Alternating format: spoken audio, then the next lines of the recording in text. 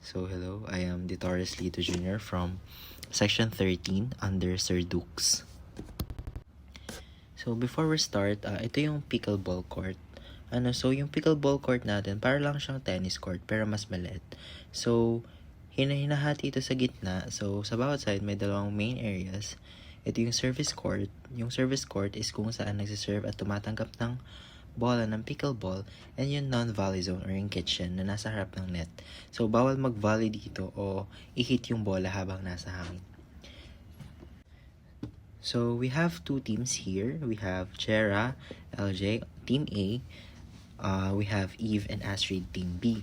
So, sa simula ng game, sa pickleball, ang game is nag-start siya sa initial serve ng Team A.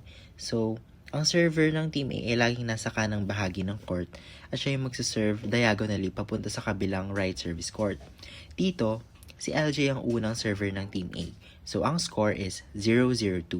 Ibig sabihin, ito pa lang ang service sequence, kaya isa lang muna ang magsaserve bago magpalit ng side. Ang unang team na makaabot ng 11 points na may 2-point lead ang siyang panalo. So, for instance, nag-serve si LJ diagonally to Eve. Nanalo ang Team A sa rally kaya nagkaroon sila ng 1 point.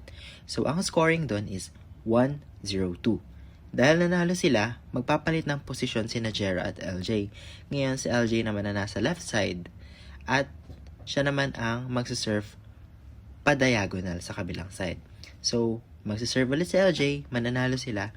So, the scoring is 2-0-2. Pagkatapos, natalo sila sa next rally, kaya side out. Lilipat ang serve sa Team B. So, kapag side out, ang kabilang team naman ang magsaserve. Sa time na to, si Eve ng Team B ang unang server. So, sa regular rounds, parehong players ng serving team ay may chance mag-serve bago bumalik sa kanila ang bola. So, for instance, nanalo sila. So, ang mangyayari is, ang scoring is 2-1-1. Next serve from the left, natalo sila, lilipat naman kay Astrid. So, ang score is 2-2-2. Natalo sila sa next rally side out. So, babalik na naman siya sa Team A.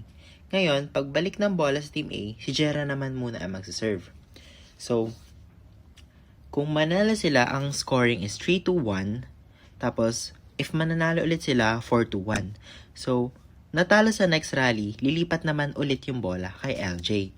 So, kapag nag-serve si LJ, pag nanalo sila, ang scoring is 5-2 or another win is 6-2.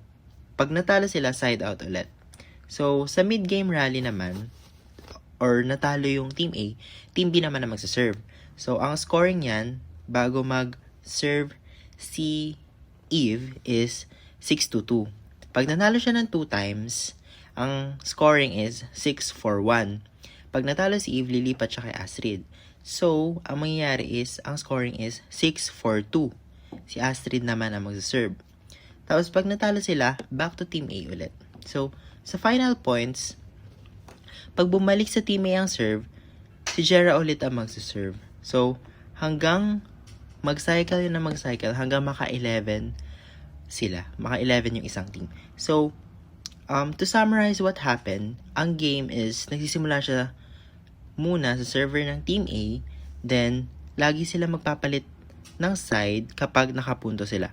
Kapag side out, ibig sabihin lilipat ang serve sa kabila at parehong players ng bagong serving team ay may chance mag-serve. So, ayun, ganun yung way or nagaganap sa isang pickleball game mula sa unang serve hanggang sa winning point.